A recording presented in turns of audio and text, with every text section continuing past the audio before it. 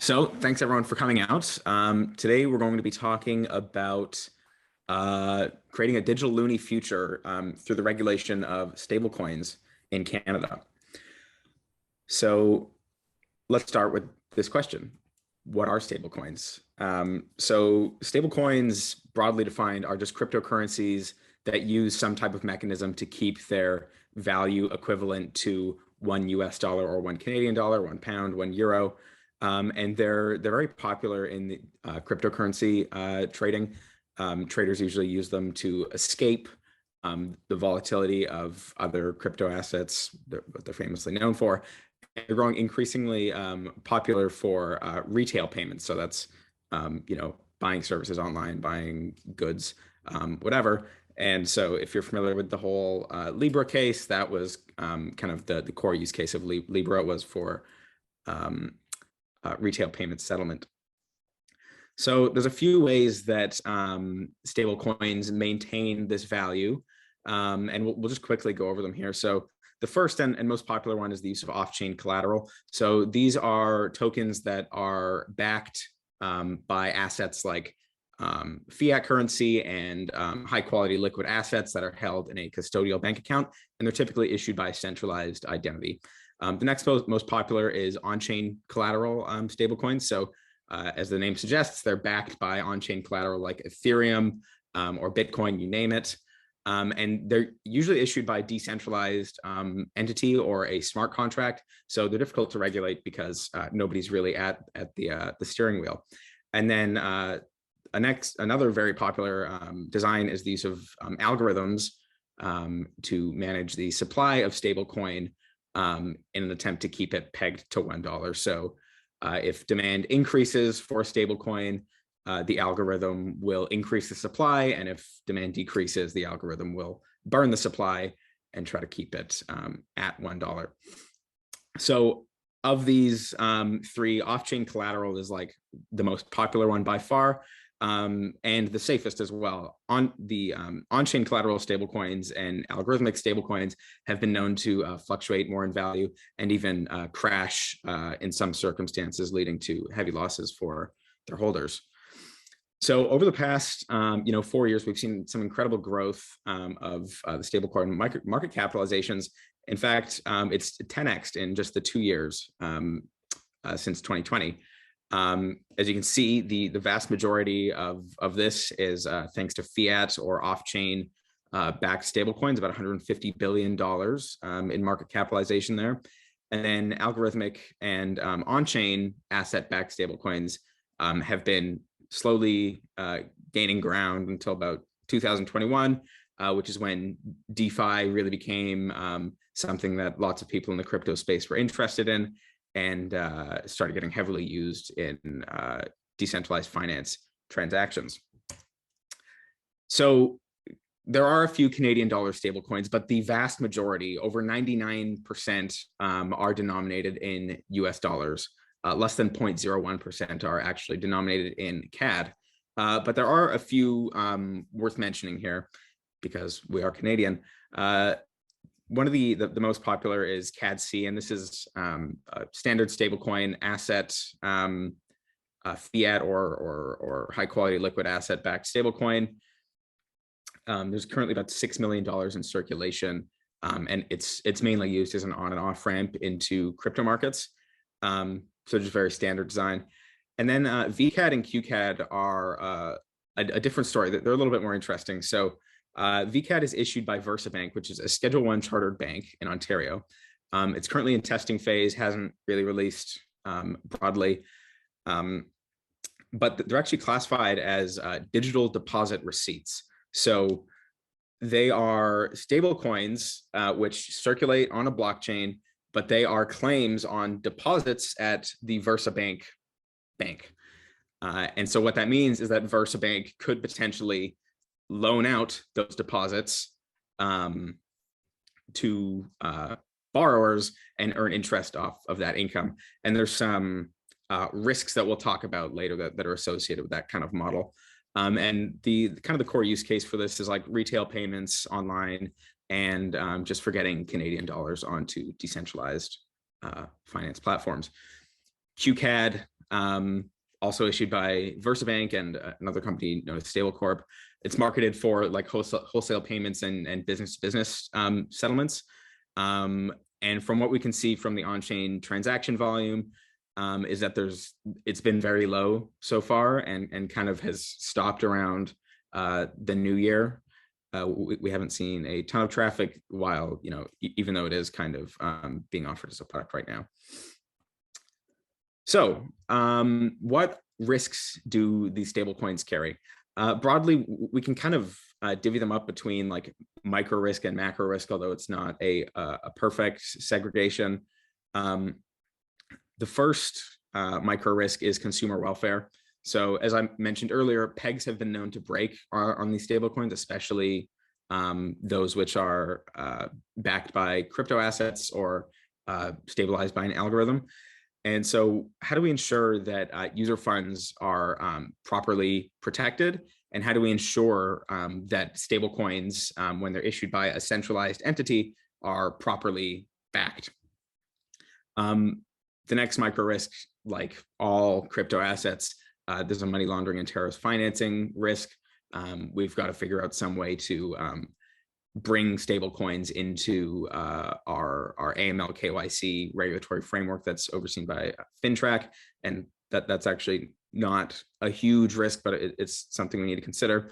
And then the macro risks are kind of intertwined. So for financial stability, there's a risk that if a given stablecoin or all stablecoins get large enough and become important for everyday transactions in the real economy, that their failure could be kind of catastrophic to economic activity. So that's kind of our first financial stability risk.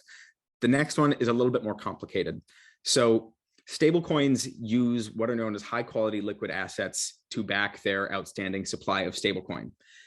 These high quality liquid assets are scarce, and they're the same type of assets that banks use in their liquidity requirements that are mandated by OSFI and the Bank of Canada.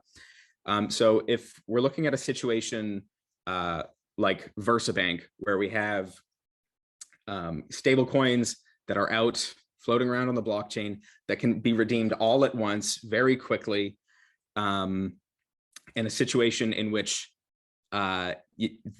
VersaBank basically can't get its hands on high quality liquid assets quick enough to meet these withdrawal requests, then it's possible that banks like VersaBank, who are issuing these digital deposit receipts, could face some liquidity risks, and this could be systemic if enough banks are doing it and enough stablecoins are also, or enough stablecoin issuers are also using those same assets. So we need to kind of work out how these assets might be split up and figure out ways of basically managing payment system risks. A good segue now is into monetary policy. So these scarce, high quality liquid assets that I was talking about are also used by banks for exercising monetary policy. So there's a chance that if banks are less exposed to these assets, then monetary policy might not have the same effect that it used to. So can we actually make stablecoins as safe as legacy payment systems? The answer is kind of. So as I mentioned earlier, we're never going to make every stablecoin as safe as existing payment systems, just because there's a decentralized option almost always. Next, there's payments finality here. So there's no way to reverse payments as there would be on legacy systems.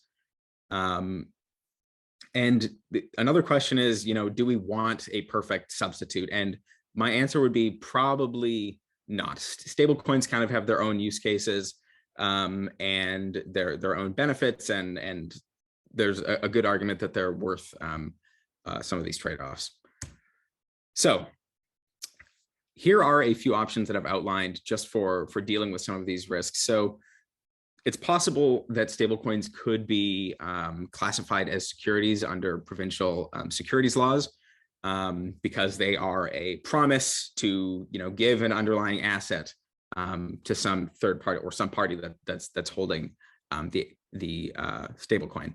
So we could, or rather the Canadian Securities Administrators could bring in stablecoins under the existing CSA regulatory sandbox, which currently is home to a few crypto asset dealers.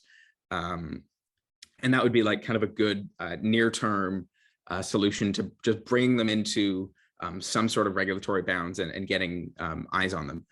But it's unlikely that, well, I think it's unlikely that they'll be classified as securities because they don't actually promise a future return. So it's possible, though, that they would be categorized as payments activities or payments infrastructure under the Retail Payments Activities Act. And this would bring basically stablecoin issuers into this existing or this kind of emerging legislative framework that would regulate companies like Venmo or PayPal. And there's all sorts of guarantees on consumer or on user funds and on insurance that they would need to fulfill. So that's one option.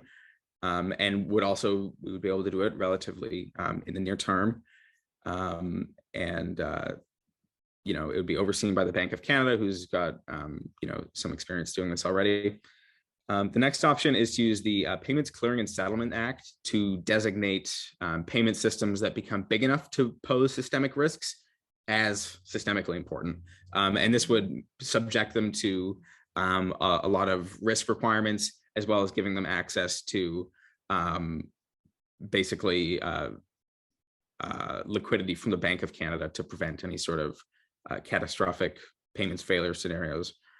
And then the final option, and this is what the European Union is kind of going for, is the bespoke licensing and oversight of stablecoin issuers. So this would be creating a new license-based regime where someone like OSFI would essentially give these licenses out to stablecoin issuers and subject them to all sorts of liquidity requirements and legal guarantees on the claims in the bank account. I've also gotten here that OSFI should restrict issuance to non-lending banks. So this isn't to say that only non-lending banks can issue stablecoins. It's just that if you are a bank and you want to issue stablecoins, you must be a non-lending bank to avoid those liquidity risks that we talked about earlier.